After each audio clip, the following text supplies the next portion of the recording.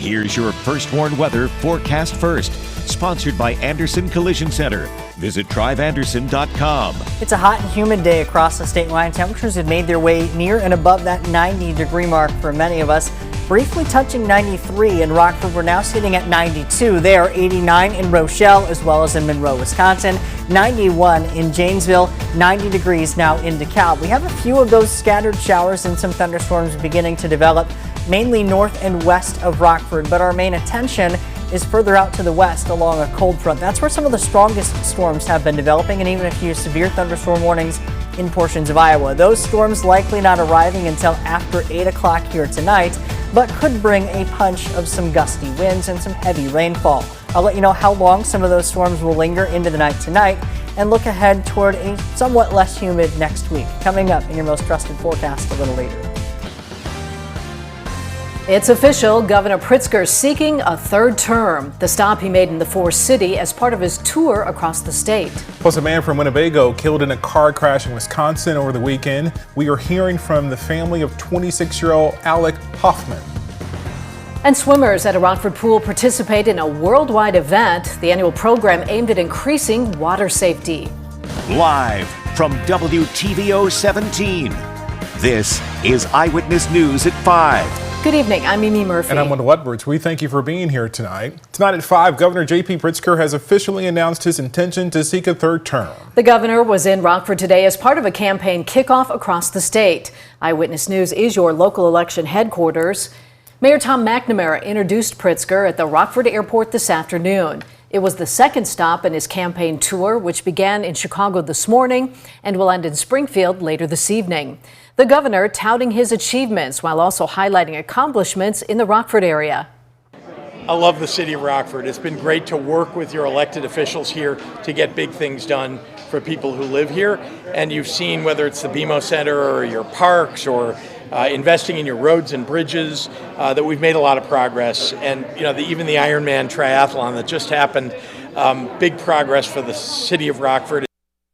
3 Republican candidates have already announced their intentions to run in the 2026 Illinois gubernatorial race. DuPage County Sheriff James Mendrick, Phil Perez of the Posen Park District Commission, and Joseph Servino, a capital management professional. If reelected, Pritzker would be the first Democratic governor in Illinois history to serve more than 2 terms in office. Tonight, multiple officers and a suspect are injured after a police chase across several parts of northern Illinois. It began in Freeport just before 10:20 last night when an officer attempted to pull over a stolen car before that driver in that car took off. Later in the night, law enforcement say they spotted the car in Hanover and again, even later in Savanna. Police then in Savanna found that suspected car at 3:40 a.m. and then pursued. They say the suspected driver then rammed a squad car shortly before shots were fired. And then several area agencies joined the chase. Police say the suspect crashed into yet another squad car in Savanna where even more shots were fired. The unnamed suspect, though, was taken by airlift to a hospital, reportedly stable in the hospital this evening. Multiple officers were also injured. Authorities say they have been treated for injuries, and now the Illinois State Police is investigating. A State Line family is gripped by grief after their 26-year-old loved one died in a car crash. Eyewitness News reporter Tyler Sorensen was able to sit down and talk with the family of Alec Hoffman. Tyler, no doubt this is a hard time for them. Yeah, Mimi and Wendell, it really is, and they're still going through the phases of grief, with Alec's death still not feeling real to them. But they hope that his death will bring awareness to other drivers. Alec was driving down Highway 81 in Avon, Wisconsin, when a Ford F-350 crossed the center line, striking his Nissan head-on, leaving his family with only memories of him. His sister recalling a memory of him going to a Pitbull concert, his father working together, or just sitting down and watching TV with his mom. Every morning when he got up, he'd want me to turn on and watch a Lassie with him. And every night when he came home from work, he wanted to watch another Lassie with me. It was just a special kind of time we had together. Now, the Rock County Sheriff's Office tells me that the crash is still under investigation, and they have not said if charges will be filed against the other driver, as we will give you updates as soon as we know more. Mimi. All right, thanks, Tyler. Illinois State Police arrest a Freeport man on child pornography charges. 66-year-old Stephen Boussier is accused of possession and dissemination of child porn. ISP agents searched his home on East Shawnee Street in Freeport earlier today. Investigators say they found digital evidence containing child sexual abuse material. Boussier was booked into the Stevenson County Jail. Eyewitness News is committed to supporting survivors of all forms of violence. We have a list of resources here in our community. Just go to our website, mystateline.com, and click on the Stateline Strong tab. For yet another month, housing numbers in Rockford saw a decline. For the month of May, the city's housing inventory saw a 30%, more than 30% drop, one of the steepest in Rockford's history and the third lowest it's ever been. This is compared to May of last year. Despite this, home prices in the city, though, have gone up by more than 6% from 2024. Experts say this creates challenges for first-time buyers, or particularly any buyers or families looking for more room for their families. Working to end hunger here in the State Line. That's the goal of a new partnership between several local agencies. A news event was held today for Rockford's Food Insecurity Task Force. 22% of Rockford residents currently live in poverty, making it difficult to find healthy, affordable groceries. The task force is working with Rockford Mass Transit District to add QR codes to buses to help people locate nearby food pantries. Well, we're a public transportation entity, and our main goal here is to provide transportation that's accessible, safe, and clean and reliable. And our goal to do that is an everyday goal, and that's providing people that access to health opportunities, to job opportunities, to leisure, and one of the most important things, food, whether it be grocery stores or food pantries. RMTD buses now have route guides that show which buses need to be taken to get to certain food pantries. The task force meets every month to discuss new ideas. Kids in Rockford and across the world were taught about the importance of water safety. The Rockford Park District partnered with the YMCA of Rock River Valley to participate in the world's largest swim lesson this afternoon. Any kids interested could join the free swim lessons given at the Harkins Aquatic Center. Every year, the international program coordinates lessons at pools worldwide, all on the very same day. One organizer says teaching children how to swim is not just vital, it's life-saving. I think a lot of people don't realize right away that drowning is one of the leading causes of death for children under the age of 14 and the leading cause of accidental death for our youngest children. So yeah, I find it incredibly important. It's one of the big reasons that we do this every year and one of the reasons that we offer so many swim lessons in general. Today was the 16th annual world's largest swimming lesson. A State Line coach deals with a devastating diagnosis. When we come back, we'll learn how Coach Saxton's purpose is driving his fight against cancer. And coming up tonight at 6, a family-owned business operating in Loves Park for generations. A look at how LM Sheet Metal's products made in the State Line. It was a hot and humid day in the State Line today. Our high temperature here in Rockford, 93 degrees. We'll likely see a couple more days close to that 90-degree mark, but we do have a cool down on the horizon. I'll let you know just how quickly we could see dew points drop coming up in just a few minutes. You're watching Eyewitness News, your home team, with Mimi Murphy, Wendell Edwards, Sports Director Scott Lever, and meteorologist Jordan Wolf. Tonight, a story of inspiration and dedication. A Boone County man is pushing through a devastating diagnosis to give back to his community. He says he's fighting for a purpose after finding out he has stage 4 cancer. Eyewitness News reporter Blake Dietz joins us now to share his story. Blake? Yeah, Mike Saxton tells me his love of coaching runs deep. However, that tragic news threatened to take it away. While he's still fighting cancer, he says a new opportunity to coach is what is keeping him going. Season's almost over. I wish I knew you had one of these. For Mike Saxton, coaching is in his bones. Just like the cancer in his body. But he's a fighter, and coaching is his superpower. In December of 2021, I was diagnosed with stage 4 cancer. It was at the time, my colon and my liver. He now coaches the North Boone 12U softball Pumas, all while fighting his illness every day. At just 38 years old, Saxton was told remission would be unlikely and that his cancer was ultimately terminal. I get treatment every 2 weeks. It's like an antibody therapy. At this point, I'm not going to be cured. You know, I've come to terms with that. But rather than accept his diagnosis lying down, Saxton decided to do what he loves. This team desperately needed a coach, and Saxton wanted a purpose. I saw the opportunity come up on Facebook, and I thought about it. I'm like, can I do this? Is this something that I can take on and give it a shot? And I'm glad I did. This is, gives me something to do, gets me out of the house, and so it gives me kind of a sense of purpose, Now Saxton is able to share his example of determination and never give up attitude with his players. The experience from this team is really good, and we all bond really good together. Has Coach Mike helped with that? Yeah.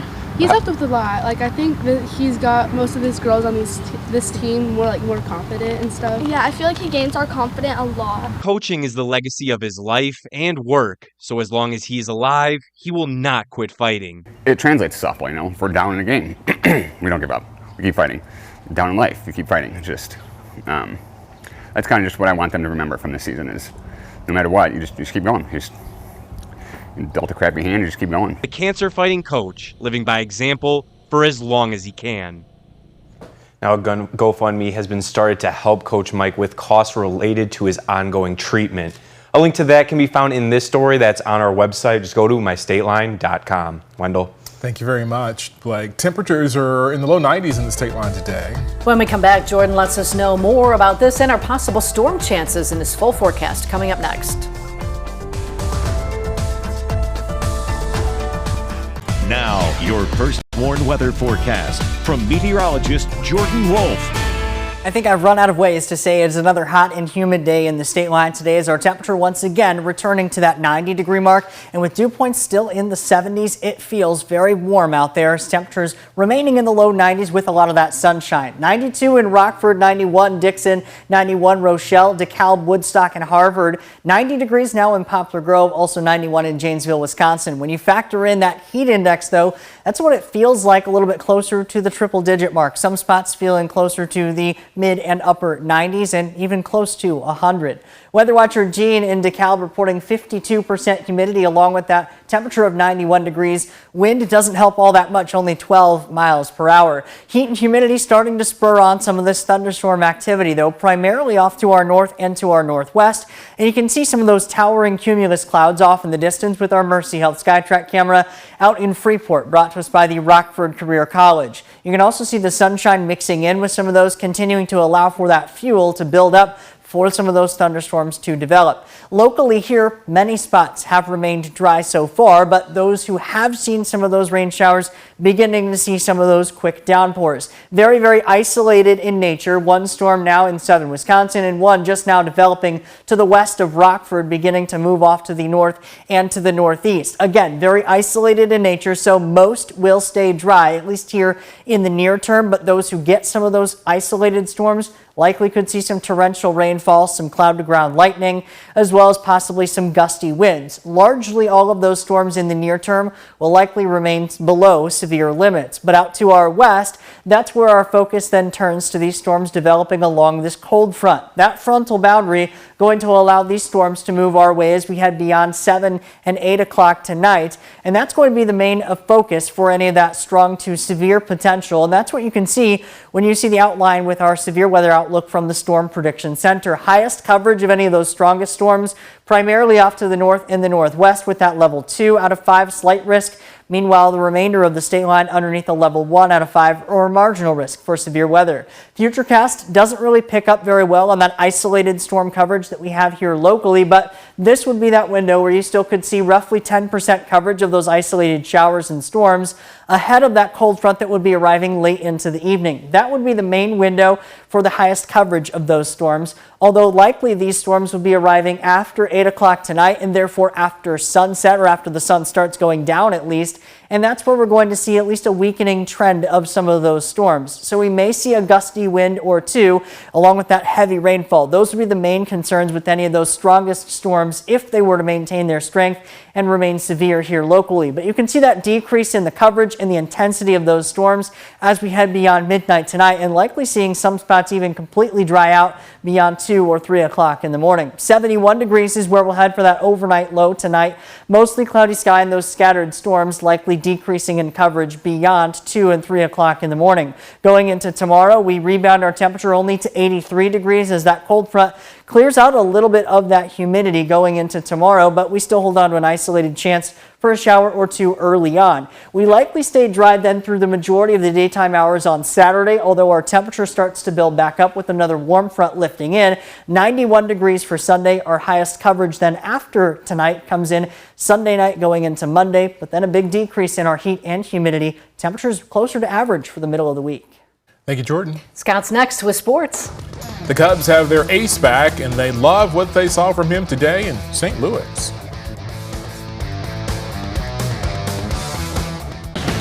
Now sports with sports director Scott Lever. If we forgot what the Cubs have been missing the last couple months without Shota Imanaga, well, he gave us one heck of a reminder today in St. Louis. He returned from a stint on the injured list with a strained hamstring. He'd been out since the beginning of May, but he was in top form. Here he gets Garrett Hampson swinging in the third inning. Then he gets Brendan Donovan flailing away. Shota went 5 innings and he allowed only an infield single. How about that? Now, he wasn't the only star in this game. Pete Crow Armstrong did his thing in center field, chasing down this fly ball by Nolan Gorman in the 7th inning. 4 Cubs relief pitchers picked up where Imanaga left off. Daniel Palencia was the final one in the 9th inning when he struck out 3 Cardinals. Cubs won at 3-0. It's the second straight day Cubs pitching has shut out the Cardinals. Well, the Brewers and White Sox, they have the day off. The Brewers will host the Rockies tomorrow night. The White Sox will host the Giants. Well, the Bulls believe they have added another talented young piece to their roster with their pick of French forward Noah Essengwe last night in the opening round of the NBA draft. Essengwe brings size at 6'10" and a lot of athleticism. He played professionally in Germany last season, but he's very young, only 17, so it could be a couple of years for him to make a major contribution. But the Bulls believe he will be worth the wait. I think I'm going to bring energy, in defense and offense. Like, I'm going to give everything I got. Yeah, more defensively and offensively, I'm going to improve myself. I'm going to do, all of those little details. So, yeah, just helping the team to win. I see him as a two-way player who can impact the game both offensively and defensively. His ability to get to the free throw line and play downhill, his game's just very versatile. The draft picks back up tonight with the second and final round. The Bulls have another pick. Tonight's draft coverage can be seen only on ESPN. That's sports. We'll be right back. Isolated storms, the name of the game here on the First Warn Interactive Radar from Rockford, Glass and More. One of those currently just to the west and northwest of downtown Rockford, likely taking a pretty similar track to a storm that we had around this time yesterday. Although all of those storms here locally are sub-severe. Our next window of some of those stronger storms will arrive along a cold front later this evening after 7 or 8 o'clock tonight. Some of that cold front then sweeps the humidity out. Temperature only 83 for tomorrow. Mostly dry for the majority of the weekend. And thanks for joining us. We'll see you again at 6.